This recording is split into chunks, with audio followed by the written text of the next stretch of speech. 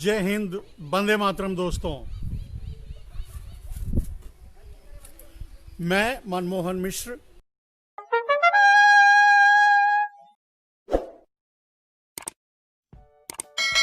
एक जन आंदोलन की शुरुआत मेरे दोस्त हमारे किसान भाई कर चुके हैं। आज हमने अपनी टाइमलाइन पे डाला था मेरे दोस्त कि आप गुजराती व्यापारी दलालों के साथ हैं या सिख किसान क्रांतिकारियों के। बस 2 लाइन है, इन 2 लाइन में आपको पूरा इतिहास दिखेगा, या अगर आप समझने की कोशिश करेंगे तो आपको पूरा इतिहास समझ में आ जाएगा। आप गुजराती व्यापारी दलालों के साथ हैं या सिख किसान क्रांतिकारियों के। इन तीनों शब्दों का 3 शब्द तीनों दोनों तरफ हैं और उनका एक ही मतलब है और अलग अलग भी बहुत बड़ा मतलब है। गुजराती व्यापारी दलाल एक तरफ हैं, सिख क्रांतिकारी और किसान एक तरफ हैं। आपको तय करना है कि आप किसके साथ खड़े हैं, आप किसके साथ हैं। हमको और आपको यह निर्णय लेना है कि हम और आप किसके साथ हैं। अब रह गई बात मेरे दोस्तों कि गुजराती व्यापारी और दलाल अगर मैं कह रहा हूं तो सीधा ये नरेंद्र मोदी, अमित शाह जैसे लोगों को कह रहा हूं जो आज सत्ता पे काबिज हैं, सत्ता को कंट्रोल कर रहे हैं और जिनके पीछे दुनिया की तमाम ताकतें खड़ी हैं। जिनके पीछे मैंने कहा है कि देसी Adani, Ambani, Walmart, Amazon, Alibaba जैसी कंपनियां खड़ी हैं और एक तरफ उनके सामने सिख किसान खड़े हैं। तो आपको यह तय करना होगा। मैंने कहा कि सिख क्रांतिकारी किसान खड़े हैं, यह भी 3 शब्द है और इन तीनों शब्द का अलग अलग मतलब भी है। सिख, किसान और क्रांतिकारी। मेरे दोस्तों, अब अगर आप शुरुआत करेंगे और मैं अगर आपको बताऊं, अब आप इतिहास को भी देखेंगे तो मैंने कहा सिख। अगर इतिहास में जाएंगे तो इनका बहुत बड़ा इतिहास है और सबसे बड़ा इतिहास तो यही है कि सिखों ने ना मुगलों से, ना अंग्रेजों से, ना डचों से, ना फ्रांसीसियों से किसी के सामने झुके नहीं थे, खुद को गुलाम स्वीकार नहीं किया था और अंत तक लड़ाई लड़ते रहे थे और पूरे देश के लिए इन्होंने क्रांति की लड़ाई लड़ी। सबसे अधिक क्रांति में भागीदारी सिखों की थी। यह क्रांति में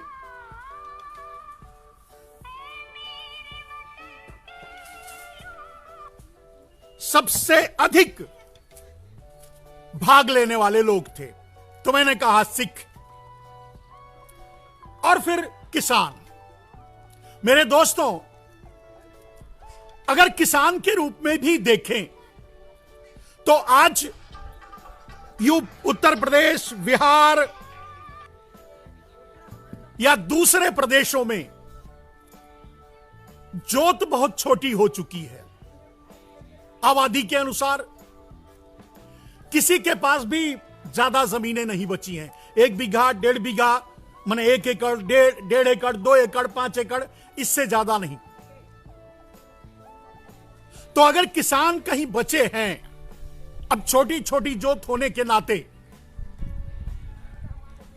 दूसरे किसान अपने आप को, दूसरे प्रदेशों के लोग अपने आप को किसान मानने के लिए तैयार नहीं। लेकिन अगर किसान के बारे में भी सोचेंगे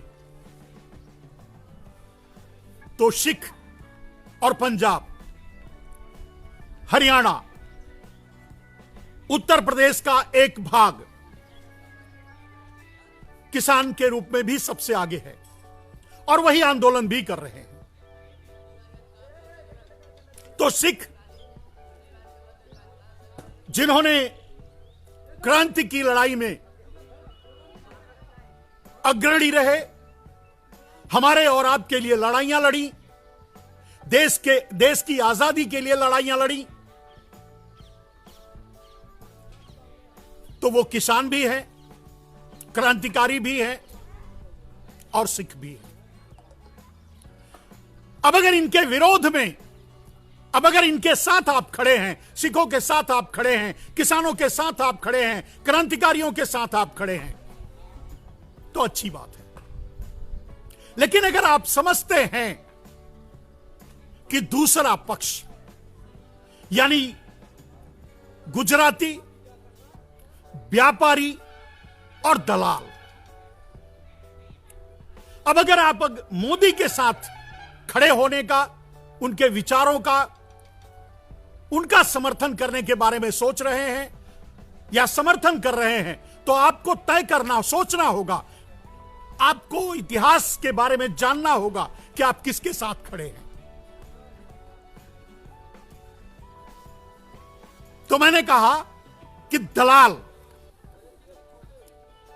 आपको मैं कई बार यह बता चुका हूं कि गुजराती सिर्फ दलाल रहे हैं और गुजरातियों का प्रादुर्भाव बिजनेस में एक दलाली के रूप में, दलाली शब्द ये कोई असंसदीय भाषा नहीं है। दलाली शब्द जो है ये गुजरातियों के लिए सिरमौर है, यानी गुजराती को अगर दलाल कहो तो वो गर्व महसूस करते हैं। इसलिए मैं भी कह रहा हूं, इसलिए आपको भी कहना चाहिए और इसलिए सोचना भी चाहिए। अगर दलाली शब्द का प्रादुर्भाव हुआ तो उस शब्द का प्रादुर्भाव, उस व्यवसाय का प्रादुर्भाव गुजरातियों ने किया। ये खेत में जाकर मजदूरी करना पसंद नहीं करते, ये सीमा पर जाकर लड़ना पसंद नहीं करते, ये मिलों में मजदूरी, मिलों में सामान बना करके यानी मिलों में मजदूरी करना पसंद नहीं करते। इनकी पसंद है कि आपके पास जो है आपसे लेंगे और किसी और को बेच देंगे और उसमें दलाली लेंगे। यही इनका मूल व्यापार है, यही इनका मूल, इनकी सोच है। तो दलाल हैं, गुजराती हैं, दलाल हैं। गुजराती मतलब दलाल, दलाल मतलब गुजराती। और अगर दलाल से आप उम्मीद करते हो कि वो राष्ट्र के बारे में सोचेगा, राष्ट्र को आगे बढ़ाएगा, राष्ट्र को आगे लेके जाएगा, तो आप गलत सोचते हो। मैंने इससे पहले भी कहा था मेरे दोस्तों कि अगर चोर के हाथ में गलती से चाबी दे दोगे तो बहुत ज्यादा करेगा, कुछ सामान आपके घर से चुरा कर लेकर चला जाएगा। लेकिन अगर आप गलती से किसी दलाल के हाथ में चाबी दे दिए घर की रखवाली के लिए, तो वो घर ही बेच खाएगा। आप क्या कर लोगे? और वही हो रहा है। गलती से हम भी गलती किए हैं, इस देश के बहुत से लोग गलती किए हैं। हमने गलती से एक गुजराती दलाल, गुजराती को दे दिया यानी दलाल को दे दिया, दलाल को दे दिया यानी गुजराती, यानी नरेंद्र दामोदर दास मोदी को चाबी दे दी, इस देश की सत्ता दे दी और वो बेचकर खा रहा है। तो दोस्तों, आपको यह तय करना होगा कि आप क्रांतिकारियों के साथ खड़े हैं, आप किसानों के साथ खड़े हैं या दलालों के साथ खड़े हैं, गुजरातियों के साथ खड़े हैं। आपको तय करना होगा, आपको सोचना होगा। और यह एंगल, इस बात पे डिबेट होना चाहिए, इस बात पे बहस होनी चाहिए, इस बात के बारे में गंभीरता से जांच होनी चाहिए। ये इसको सोशल मीडिया के द्वारा आप हर आदमी में इसे डिबेट के रूप में शामिल करो। तो मैंने कहा दलाल, मेरे दोस्तों, मैं अगर बहुत पीछे ना जाऊं, मैं महाराणा प्रताप, शिवाजी, महारानी लक्ष्मीबाई या उससे पीछे अगर ना जाऊं, अगर महारानी लक्ष्मीबाई तक, अगर हम अंग्रेजों के इतिहास तक ही रुक जाएं, जहां बड़े आराम से आप समझ सकते हो, तो आपको जानकर आश्चर्य होगा कि डचों, मुगलों, फ्रांसीसियों, पुर्तगालियों, अंग्रेजों, सबको भारत में लाने वाले गुजराती थे। सबको भारत में बसाने वाले गुजराती थे और भारत को गुलाम बनवाने वाले गुजराती थे। और एक इतिहास अगर अंग्रेजों का लेंगे तो वो तो ताल ठोक कर आप भी कह सकते हो कि ईस्ट इंडिया कंपनी को लाने वाले गुजराती थे। ईस्ट इंडिया की स्थापना, सबसे पहली स्थापना अगर ईस्ट इंडिया कंपनी की हुई तो वो गुजरात में हुई थी, जो जूनागढ़ के नाम से जाना जाता था।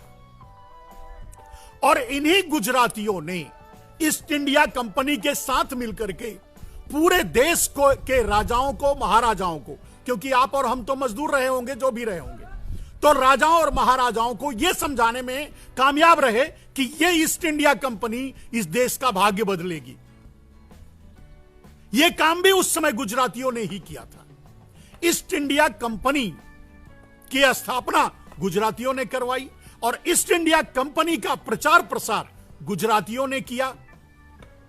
ईस्ट इंडिया कंपनी की नुमाइंदगी, ईस्ट इंडिया कंपनी का प्रेजेंटेशन और दूसरे राज्यों में दूसरे राजाओं को उनसे जोड़ना, मिलाना, उसमें दलाली खाना, यह सारा काम गुजरातियों ने किया था।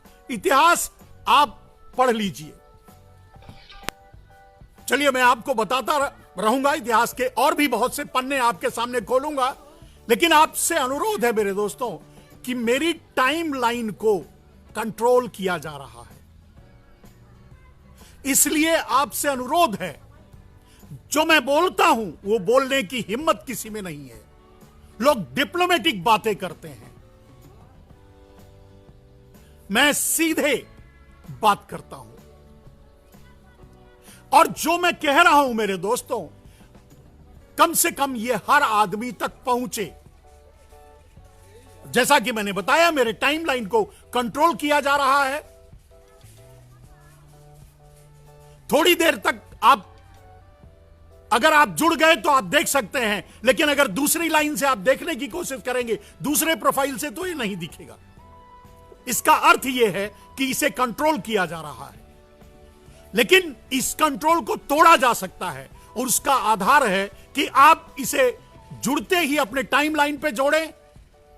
इसे एक ही आधार से तोड़ा जा सकता है कि जैसे ही आप मुझसे जुड़े, इसे अपने टाइमलाइन पे ले लें, क्योंकि आपके टाइमलाइन से जितने लोग जुड़े रहेंगे उनको प्रेरित करें कि वो इसे अपनी टाइमलाइन पे लें और इसे फिर उसके बाद ग्रुप में जोड़ें या इसे डाउनलोड करके लोगों तक पहुंचाएं। जो भी करें, लोगों तक ये बात पहुंचाएं। तो मैं बात कह रहा था गुजरातियों के इतिहास की,